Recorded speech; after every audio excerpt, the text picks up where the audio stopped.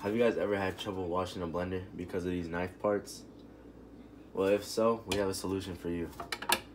First, you put it on there. Now, we add the water. You just add it till it fills up to like right here. And then you add 3 or 4 drops of soap. I'm gonna add 3. Now, you just turn it on like you're making a smoothie.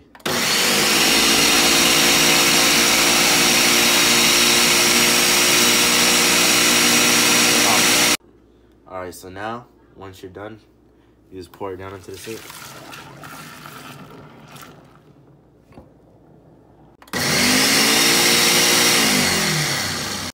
Alright, so now you rinse it. Alright guys, so I just made a blueberry smoothie and it was dirty, so I had to clean it. And with the method I just showed you guys, this is the final result. Look inside of here too. And it's all clean.